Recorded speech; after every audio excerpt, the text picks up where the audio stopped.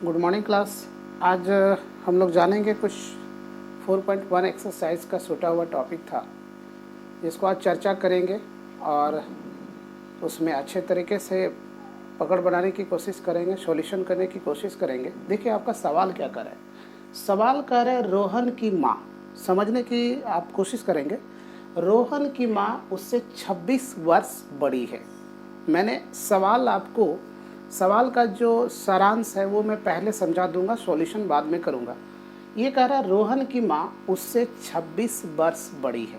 Suppose आप समझ लो मैं रोहन हूँ। अगर मेरी उम्र 1 वर्ष हो रही है, मेरी उम्र 1 ईयर्स हो रही है, मेरी उम्र 1 ईयर्स हो रही है, तो मेरी माँ की उम्र 26 वर्ष बड़ी है तो कितनी होगी? 27। आपने क्या किया? 26 प्लस कर दिया वहाँ पर, है ना। तो सिंपल सा स्टेप है। दूसरी क्या करे, उनकी आयु का गुणनफल अब से 3 वर्ष पश्चात, यानी अब से 3 वर्ष पश्चात 360 हो जाएगी या 360 हो जाएगा। तो हमें रोहन की वर्तमान आयु ज्ञात करनी है। अगर रोहन की वर्तमान आयु मुझे पता हो जाए तो उनकी माँ की 26 वर्ष बड़ी है ये पता हो जाएगा, और उनकी माँ 3 वर्ष पश्चात कितनी हो जाएगी ये भी पता चल जाएगा। तो सबसे first of all remember point ये है कि मुझे रोहन को मानना क्या है। और मैथमेटिक्स में आप जानते हैं ज़्यादातर एक्स और वाई हम लोग लेते हैं। तो चलिए मैं मान लेता हूँ रोहन की वर्तमान आयु x वर्ष है। रोहन की वर्तमान आयु x वर्ष है, लेकिन ये कह रहा है उनकी माँ की आयु, ये आपका की पॉइंट है, उनकी माँ की आयु 26 वर्ष बड़ी है। तो जो रोहन की आयु होगा उसी आयु में उस 26 वर्ष को हम लोग प्लस कर लेंगे। तो मैंने क्या कर लिया, x प्लस 26 वर्ष, ये हो गया रोहन की वर्तमान आयु x वर्ष, उनकी माँ की आयु x प्लस 26 वर्ष। क्लियर है। अब दूसरी अवस्था में ये क्वेश्चन आपका कह रहा है कि 3 वर्ष पश्चात, मैंने आपको बताया था कि 3 वर्ष पश्चात हो या 5 वर्ष पश्चात हो, 2 वर्ष पश्चात हो, जब पश्चात हो तो क्या करते हैं, और बाद हो तो क्या करते हैं, पहले हो तो क्या करते हैं। तो पश्चात मीन्स क्या हुआ, बाद मीन्स क्या, उसमें प्लस करना है। देखिए यहां पर हम लोग लिखेंगे 3 वर्ष पश्चात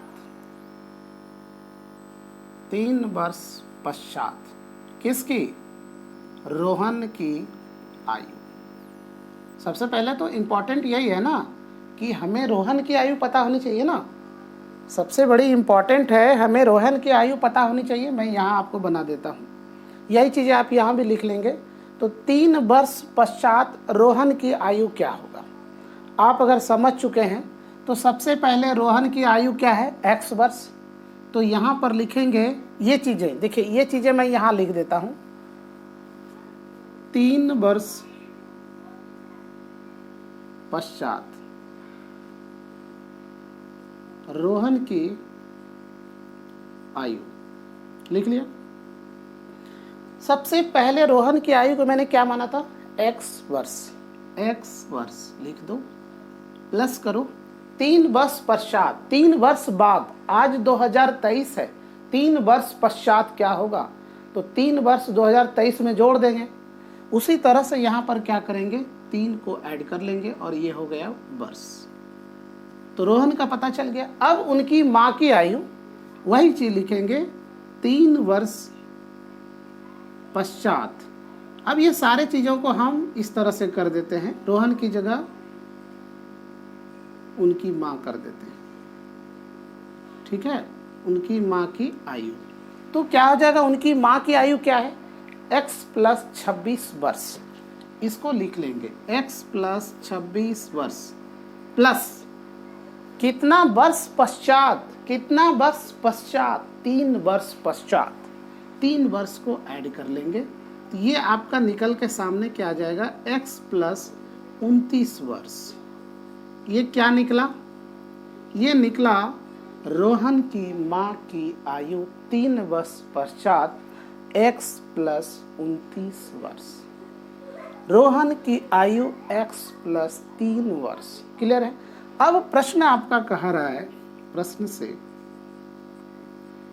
से यहाँ देखिए सवाल क्या कह रहा है, रोहन की माँ उनसे 26 वर्ष बड़ी है, उनकी आयु वर्षों का गुणनफल। देखिए दूसरा की पॉइंट, सवाल होता क्या है, बच्चे कहते हैं कि सर सब कुछ तो मैं समझ जाता हूँ लेकिन बाद में नहीं बनता। तो मैं कहना चाहूँगा कि आप ये देखो सवाल कहता क्या है, सवाल कहता क्या है। एक बार नहीं समझ में आया उसको 2 बार पढ़ो, 2 बार समझ में नहीं आए 3 बार पढ़ो, 3 बार समझ में नहीं है 4 बार पढ़ो, जब तक समझ में नहीं है सवाल को पढ़ते रहो, दिमाग में सेट हो जाएगा करना क्या है। ये क्या कह रहा है, गुणनफल, ये कह रहा है गुणनफल। अब गुणनफल की जब बात हो रही है तो आप सोचो मैं किसको गुणनफल करूंगा, किसको गुणनफल करूंगा। तो देखो आपके सामने ये पॉइंट है, x प्लस 3 ब्रैकेट के अंदर गुना x प्लस 29। अब ये सवाल ही कह रहा है कि 3 वर्ष पश्चात 360 हो जाएगा, 360 हो जाएगा, 360 कर दो। यहाँ तक किसी को दिक्कत हो रही है? ये गुना करने के लिए कहा, गुना कर दिए, ये कहा 360 हो जाएगा, 360 कर दिए। आप समझ चुके हैं ना। चलिए आगे देखिए। अब आप गुना को जानते हैं कि गुना कैसे किया जाता है, तो गुना कीजिए, सिंपल सा स्टेप है। कैसे गुना करेंगे मैं आपको सिखाने की कोशिश करता हूँ। इसको पहले आप इससे गुना करो, क्या होगा, x गुना x स्क्वायर प्लस है प्लस 2, फिर इसी को इससे गुना करो, क्या होगा, x गुना 29x, फिर प्लस यहाँ है प्लस 2। अब इसको इससे गुना करो, क्या होगा, 3 गुना x 3x प्लस 29 गुना 3, तो होगा 9 तिया 27 करी 7, 9 तिया 27 करी 7, 2 बचा, और 3 दूना 6 और 2 8, 87 बराबर 360। यहाँ तक कोई दिक्कत? चलिए अब देखिए कि अब आगे का प्रोसेस क्या करते हैं। ये दोनों, ये और ये देखिए एक बिरादर का है ना, तो इसे क्या कीजिए, x स्क्वायर प्लस 29 में 3 को प्लस कर दीजिए, क्या हो जाएगा, ये हो जाएगा 32x कर दिया, प्लस है प्लस 2 87 है 87 2 बराबर 360 है 360 2। अब इस 360 को क्या करो, सरल करने के लिए इसको बराबर से इस तरफ टपा दो, और जब किसी संख्या को बराबर के इस पार या बराबर के उस पार करते हैं तो उसके स्थान में परिवर्तन होते ही उसके चिन्ह में परिवर्तन हो जाता है। तो ये प्लस है, इस तरफ आएगा तो माइनस 360 बराबर, इधर कुछ नहीं बचा, 0। अब कुछ नहीं करना है, x स्क्वायर प्लस, अब यहाँ बड़े अंक का चिन्ह माइनस, 360 में 87 चला गया, 360 में 87 चला गया, तब घटा के बताओ बचता कितना है, कितना बचेगा, आप समझदार हो।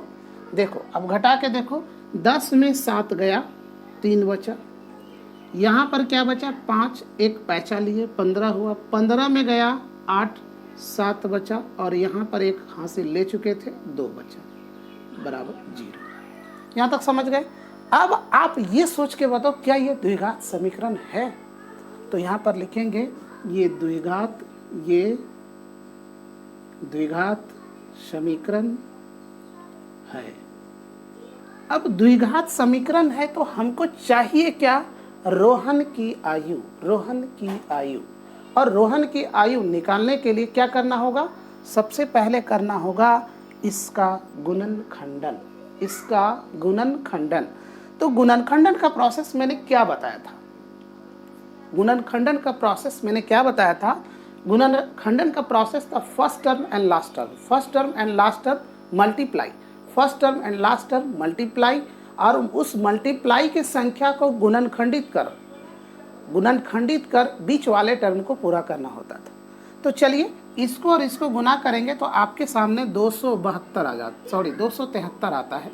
आपको ये वाली टर्म को पूरा करना है, तो आप इसे किस संख्या से काटोगे? 3 से काटो, 3 नवा 27, 3 का 3। अब इसको किससे काटोगे?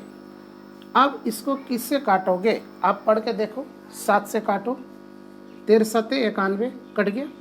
अब इस तीनों संख्या को आपस में गुना करके, जोड़ के, घटा के, जो भी करना पड़े करो, लेकिन बीच वाला टर्म 32 होना चाहिए। क्लियर है? तो चलिए 32 कैसे होता है? 7 या 21 और ये 13, देखो कितना होता है, ये हो जाता है आपका 34, लेकिन चाहिए क्या? 32। ये गलत प्रोसेस हो गया।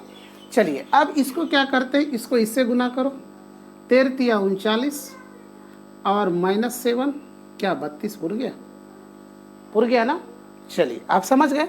अब इसे हल करते हैं, इसे लिख सकते हैं x का 2 पावर x स्क्वायर। अब 32 को किस तरह से लिखेंगे? 32 को हम लोग लिखेंगे किस तरह से, इस चीज़ को देखिए। सबसे पहले लिखेंगे 39x माइनस 7x। अब इस तरह का क्यों लिखे, माइनस पहले क्यों नहीं लिखे, ये भी इम्पोर्टेंट है, समझिए। क्योंकि 32 के आगे का चिन्ह प्लस है, तो आप प्लस ले लिए बड़े के संग में चिन्ह। 7 को मैंने घटा दिया, तभी तो ये 32 होगा, और ये सामने का चिन्ह जो है उसको उतार दिया, बराबर 0 कर दिया। अब कुछ नहीं करना, अब सरल हो गया। अब क्या करना है, देखो अब करना आपको ये है कि इस दोनों में मिलता क्या है, x मिल रहा है, x को कॉमन लेके बाहर कर लो। अब आपके सामने यहाँ पर 2x था, एक x बाहर कर लिया, एक x बचा, प्लस प्लस। अब ये x बाहर कर लिया तो सिर्फ यहाँ पर क्या बचा, 39, और यहाँ पर क्या बचा, -7। चूँकि x कोमा ले नहीं सकते, x इधर है नहीं, तो -7 लिया। अब -7 लेते ही यहाँ पर x बचा, तो x हो गया। अब ये माइनस माइनस डिपेंड करता है कि माइनस माइनस प्लस होता है, प्लस कर दिया। 7 को इससे मल्टीप्लाई करेंगे तो आप यहाँ देखिए 7 को मल्टीप्लाई कर चुके हैं, तो 7 को इससे कोमा लेंगे तो कितनी बार लगेगा। अब ज़्यादा कुछ नहीं भी जानते हो तो इसको 39 बार लिख दो। को क्यों आप ऐसे 7 से इसको कर सकते हो, 7 या 21, और इस दोनों को आपस में गुना करोगे तो इतना हो जाएगा। अब ऐसा क्यों लिख दिए, बिना कुछ किए क्यों लिख दिए? क्योंकि ये टर्म जो रहता है ना, ये टर्म जो आता है वो टर्म ये आना चाहिए, तभी आपका हल निकल के आएगा। आप समझ चुके हैं, भली भांति से मैं आगे बढ़ने की कोशिश करता हूँ। ये दोनों, ये संख्या x प्लस 39 दोनों में एक बाहर कर लो, x प्लस 39 x प्लस, अब देखो एक ले लिया, एक यहाँ पर क्या बच गया, x माइनस 7 बराबर 0। अब ये समझ लो कि उसके पिताजी का संपत्ति है, 0 उसके पिताजी की संपत्ति है, तो ये दोनों भाई है, तो 0 जब 0 के बराबर है तो दोनों भाई को अलग कर देने के बाद वो संख्या उसका डिस्ट्रीब्यूशन हो जाता है। तो जब डिस्ट्रीब्यूशन हो जाता है तो इसका क्या सॉल्यूशन होगा, देखिए यहाँ पर समझने की कोशिश करेंगे। ये जो आपका आया x प्लस 39 बराबर 0, फिर आया x माइनस 7 बराबर 0, ठीक है। तो ये चीज़ें आपके सामने आया। अब क्या है कि आपके पास देखिए, जब इस पार करेंगे इसको तो क्या आएगा, -39, इस पार इसको करेंगे तो क्या होगा, x बराबर 7 आया ना। अब देखिए आपका रोहन की वर्तमान